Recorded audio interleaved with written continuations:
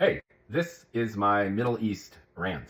Usually, I'm the guy ranting from that kitchen if you follow me on TikTok, Instagram, YouTube, etc. And I need to sit down for this one. I recently did a sit-down rant on quantum computing. I got some good feedback about my clarity and storytelling skills. So I'm going to give the Middle East a shot, specifically the Israel-Palestine situation. Now, before I launch into this thing, and I'll try to keep it to about 10 minutes. Let's see if I can do this. That said, I would ask that if you want to participate, you want to leave me comments, you want to engage in a conversation about this subject, regardless which side of this issue you're on, I would ask that you just listen to what I'm saying for the length of this video. In all fairness, if you hear one thing that triggers the hell out of you and then you leave a mean comment, it might make you feel emotionally better, but it's not getting us any closer to trying to figure this out. Fair? All right. Here's how I frame this situation. There are two fundamental things that need to be understood and accepted in order for the conversation even to proceed. The first one is the tacit understanding that the past, the history, doesn't matter. Now, I know what you're thinking, depending on which tribe you belong to, but I'll repeat it. The history of the conflict does not matter, nor should it impact what's going on now. And the reason is complex, but if I could simplify it to its essence, it's essentially that the past is the past, the present is the present, and we're not going to be able to figure out the future if we keep looking backward and not forward. Sounds like a cliche, but it's particularly important for this conflict because the feelings are so strong, the facts are constantly swirling and being contested, and here's the thing, it doesn't matter because the situation is the mess that it is right now. So, to talk a few specifics, from the Palestinian point of view, they're hanging out in Palestine, the Jews come in, claim the land, and there's a Nakba. There's a forced exile of 700,000 plus Palestinians from their land. On a high level, that's the outrage. That's the story. Palestinians were living there for centuries, minding their own business. Jews come in to retake Israel, the biblical, fabled land of the Hebrew tribes, and they kick the Arabs out off their own land, and that's the beginning of this cycle. Now, from the Jewish-Israeli side, there never was a real Palestine, and they admit that some Arabs were kicked off their land, but the Jews have a right to Israel. It's in the Old Testament. There's a historical precedent, and the Holocaust. Now, historians don't necessarily tie the Holocaust to the formation of Israel. Many historians point to the formation of Israel being independent of the Holocaust, but there is a profound connection in the heart and mind of almost every Jewish person on the planet, connecting the horrors of the Holocaust in Europe with the Jews' need for their own state. Now, this might even come across as paradoxical to some. So people have been anti-Semitic since the dawn of Semites, that people hate the Jews and the Jews need their homeland to be safe. As a Jewish person, to be transparent about that, that's what I've heard my entire life. But it doesn't necessarily make logical sense because if everyone hates the Jews and then you take the Jews and you put them into a small coveted piece of land, then they're not so safe anymore, aren't they? And after 70 years of ongoing violence, that's kind of bearing itself out, but I digress. Let me summarize. On the Palestinian side, there's the Nakba. The Palestinians were moved from their land. On the Jewish side, there's a sense of that's our land that you were on the whole time. We're entitled to it for historical and even moral reasons and protective reasons, and it's ours. So deal with it. And that has been the underpinning of decades of conflict. Whenever a bus blows up in Tel Aviv, or an apartment complex is razed to the ground, crushing 100 Palestinian civilians, then either side justifies whatever happens by these facts. That's why these facts need to be irrelevant, because you can keep arguing about this stuff, water under the bridge, blood under the bridge, forever. It's not going to lead to any progress. So, to put a pin in it, the first part of this conversation about the Middle East is, let's forget about the history. Whether you think the Palestinians have a right to the land, or the Israelis have a right to the land, the Israelis came in, although many Israelis say they were there the whole time. There's that argument too, which just reinforces how irrelevant this swirl is. The Israelis came in, they took the land, most of the land, and that's how it is. The Israelis fought wars. They shed the blood of their sons and daughters to retake the land or take the land, however you define it. That's the reality. Wars were fought, wars were won and lost. The Israelis now hold 78% of the land of Israel, exclusive of the Gaza Strip and the West Bank. The Palestinians now hold 22% of the land. Gaza Strip, West Bank. That's the current situation. So that's my first stop on this trajectory, to dismiss all that. because talking about it ain't going to help. Let's create a blank slate of the now moving forward. It's not about who's right and wrong. It's just the reality. And this goes to my second point. First is history is irrelevant. And the second is the Palestinians aren't going anywhere and the Jews aren't going anywhere. The land is small. It is the size of New Jersey. It's not like the Americans, the white people, who came from Europe and conquered North America. They killed and isolated the indigenous Indian population. The tribes who were here were conquered, often decimated, and now they're in reservations and more or less assimilated with the population. The white people were able to do this because they had superior technology and because the land is vast. It's huge. Once you take the land, you could hold the land and you could keep pushing and pushing. And as you're pushing and pushing, your own population is building and building. And you have unquestioned superiority over another population. And that population who lost has no option but to capitulate. The American Indians, the indigenous population, what are they going to do? We don't have terrorist actions. And we don't have rockets flying out of Indian reservations in Colorado because the American Indians were completely defeated. And they were completely defeated for the reasons I just mentioned. Overall superiority of technology, then of population, and the land being big enough to play this out in a way that's decisive and conclusive. Same rules in Japan. We firebombed Japan. We nuked Japan. We induced unconditional surrender. And Japan is on the other side of the planet. How could the Japanese continue to resist the unconditional surrender of their country?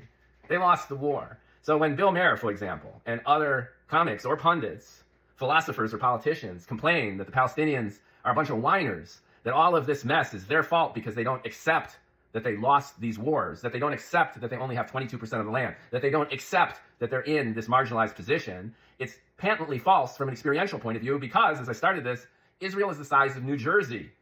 They're right over there. The population is so compressed, and the Jews and the Palestinians are so near each other, that the Palestinians have obviously used that to their advantage. They're not going to give up, and it's not because they're a bunch of whiners, unwilling to accept their loss. Why should they accept their loss when 2 million of them have been compressed into the tiny Gaza Strip, and it's been turned into basically an open fortress, and the West Bank, which is this ongoing roiling mess of Israelis insisting on expanding the settlements, mistreating the Palestinian population. But the Palestinians are just going to chill out and say, okay? There have been fighting and resisting. Why? Because they can, and because it's been effective. Has it been effective in bringing their own people peace? No, but it's been effective in destabilizing Israel and keeping the Palestinian cause and demand for a two-state solution on the map.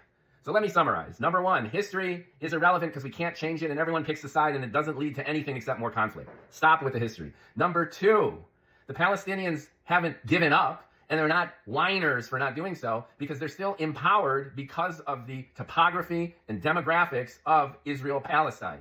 They can use what they have against Israel to get what they want, which is at the very least statehood. So let's get over these two obstacles to this conversation. Now, those are the two key foundations. History's bunk, and the Palestinians have the power to keep stirring stuff up, so they'll continue to do that. And they're not going away. Although, as we've seen, Trump recently proposed that they will go away. And Mike Huckabee has proposed that the Israelis annex all of the West Bank. Why? Because they want to undo the second key point, which is the Palestinians are there and not going away, so we need to negotiate with them. If you can make the Palestinians go away, you don't have to negotiate with them. Now let's fast forward this mess through decades of ongoing war of attrition. Now there's two aspects to this war of attrition that's been going on between the Palestinian and Israelis decade to decade. The first is because of this asymmetry between Israel being a consolidated official nation with its own military, complete with tons of support, especially from America, with modern weapons, a standing army. Israel has been the power.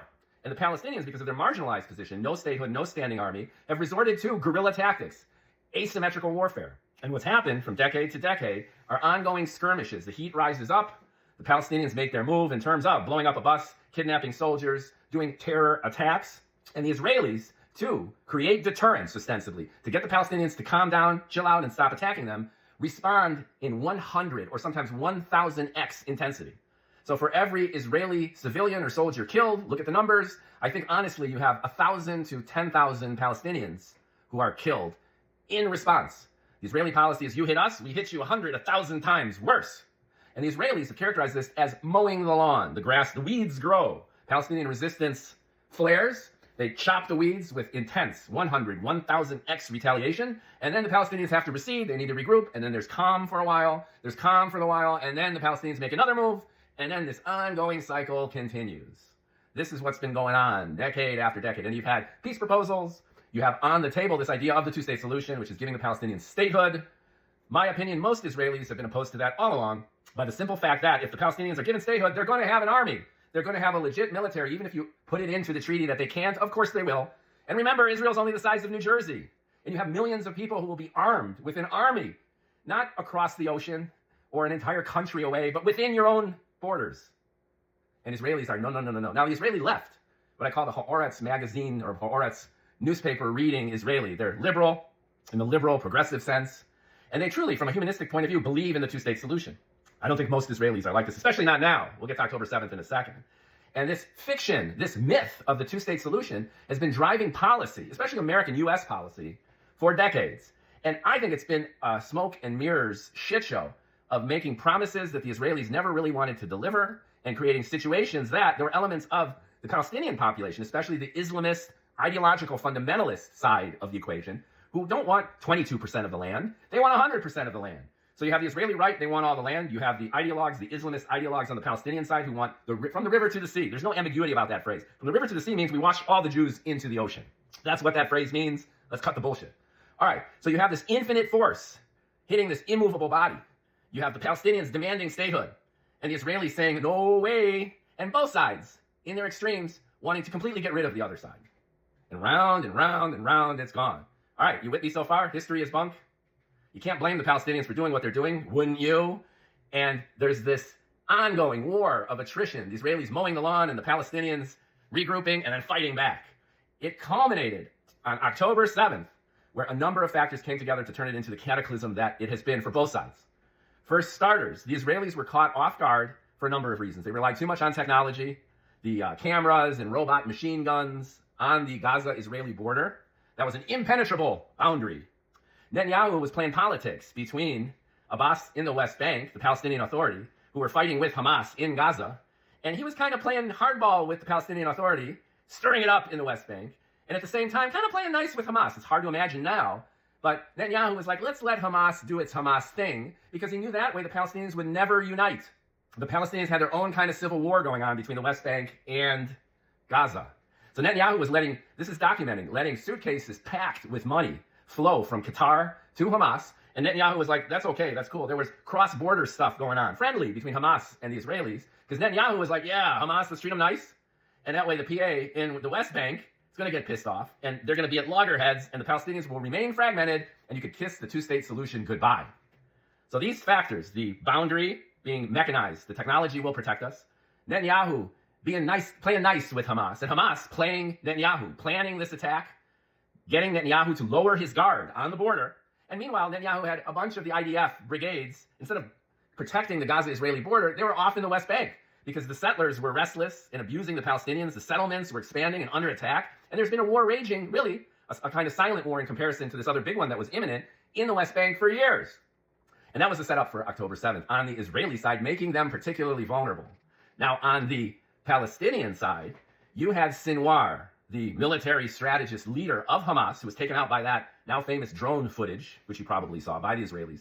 But when Sinwar was alive and kicking and working out the October 7th attack, he had a lot on his mind. Now, a lot of people get this wrong.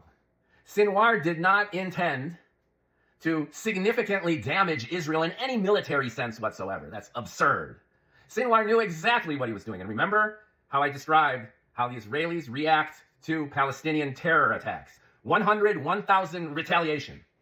So Sinwar planned October 7th not to damage the Israeli military, not to threaten Israel by Hamas. This is so stupid. Look at the power of Israel with their nuclear weapons, their F-16s, their thousands of Merkava tanks. Are you kidding me? Sinwar did not want to damage, even make a dent in Israel's security. But he wanted to punch the Israelis right in the heart with their sense of security, shake them to the core, and do enough damage on October 7th to trigger exactly what happened afterwards. Sinwar wanted October 7th to trigger the Israelis to bomb the shit out of Gaza, to kill tens of thousands of Palestinians, and to create the havoc and destruction that we have seen. Now, you're probably thinking, why would I say that? Why would I even dare say that? But just think about it for a second. Prior to October 7th, the Palestinians had been completely marginalized. There were peace treaties that were going on between Israel and Saudi Arabia, the UAE, and Bahrain. Donald Trump and his son-in-law, Kushner, had done what no American president had done for the last 70, 80 years. And that was create a real peace treaty, a security deal between Israel and Arab states. And the way they did that was just to be honest about the situation strategically. They felt, and they were right, that this idea from American president to American president, administration after administration, of appeasing everybody and at the same time pissing everyone off, playing both sides, we'll be the impartial negotiator. We'll work with the Palestinians and we'll work with Saudi Arabia and Egypt and we'll work with Israel to bring a lasting peace to the region. No, how could that ever have worked? Trump and Kushner and their strategists looked at it this way. Who's the real power in the Middle East? I mean, the real power, militarily, economically. Israel and Saudi Arabia. And then those other Arab states, the Sunni Arab states. Now, the Arab world is divided between the Shia and the Sunni. And this has its own history, but suffice to say that they've been at odds for centuries. And the Saudis are Sunni, the UAE, Bahrain. They're Sunni Arab states. And the big enemy of Israel, of America, of Saudi Arabia and the UAE is Shia Iran. So Trump realized that it would be in the best interest of the Sunni Arab street, namely the ones with the power and the oil and the money and the influence, to forge a treaty between Jewish Israel and Sunni Arab Saudi Arabia and screw everyone else. Namely, drumroll please, screw the Palestinians. They are irrelevant. It doesn't matter about the rockets flying into southern Israel from Gaza. That's nothing compared to the overall power dynamic in the regions. Let the Palestinians rot. That's how the Israeli right has felt. That's how Netanyahu feels. And the Saudis, despite the rhetoric, they have to support Hamas. They have to support their people. But the Saudis know where the power is too. And MBS, of all leaders, is the most pragmatic. He is the master of realpolitik. He might have chopped up the Washington Post journalist Khashoggi. He gets mad. He's emotional. He's a guy. But in the monopoly board, the risk board of global politics, MBS knows exactly what he's doing. Why do you think he bought the PGA, the Golf Association? It's all about PR. He knows what's going on. And he was willing to make a security deal with Israel. And you know what the bait for him was? He didn't give a shit about the Israeli-Palestinian conflict. He wanted the security deal so he can get nukes to counteract the Iranian nuclear program. So guess what's part of this deal that I'm talking about? Look it up. The Americans, my people, have promised Saudi Arabia with a nuclear reactor. Ta-da! And what does that mean? Fissionable materials, nuclear scientists.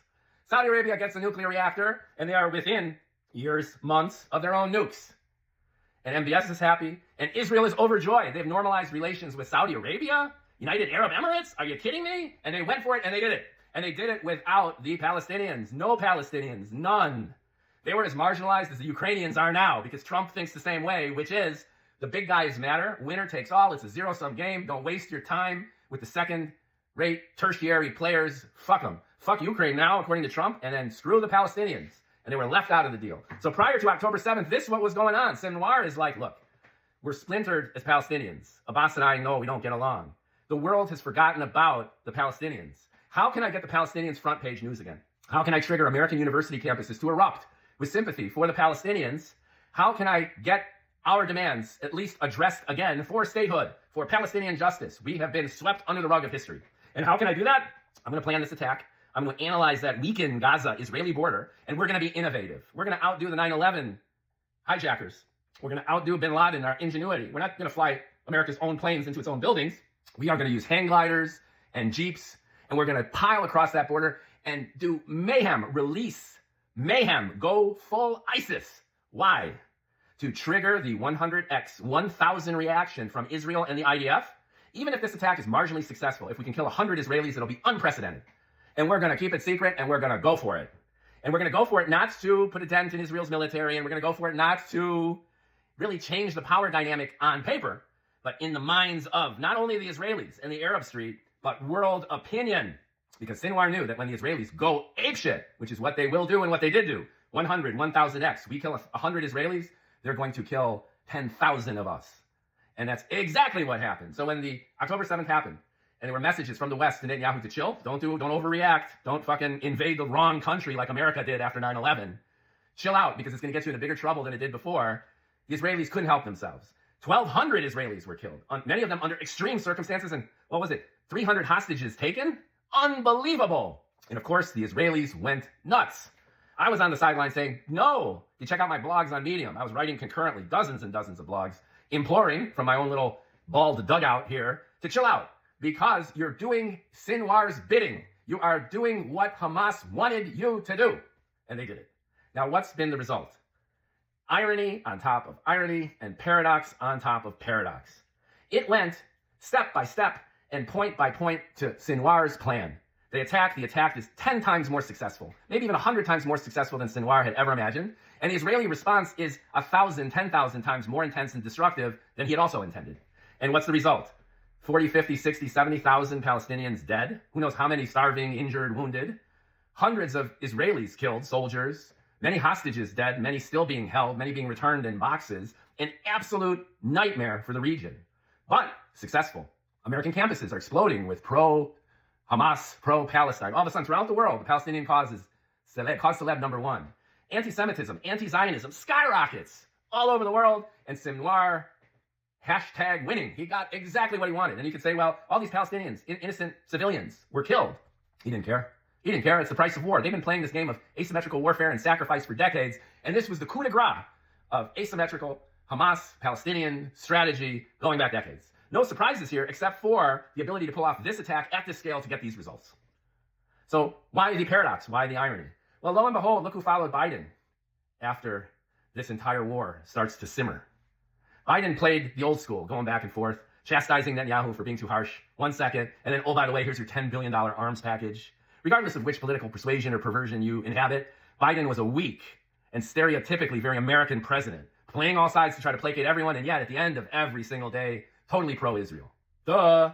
And now Trump's here, and Trump is unilaterally, unconditionally contrary to the hopes of the Muslims in Michigan who tried to vote Biden out and probably succeeded because they were so pissed at how Biden handled the war. Ta-da! Look at Trump. Trump is now suggesting that the Palestinians just get the fuck out of Gaza, and he's going to build hotels and casinos. And like I mentioned, Mike Huckabee, his ambassador, is saying, give the Jews the West Bank, and then America will take Gaza and turn it into a huge development complex and tourist center of the Mediterranean. Get rid of the Palestinian problem by getting rid of the Palestinians. I think Sinwar never in his wildest dreams would think that the October 7th attack would go through this arc, this trajectory of accomplishing all of his goals beyond his wildest dreams, only to rapidly spiral out of control and do the opposite, which is it's put the Palestinians in the worst position they have ever been in.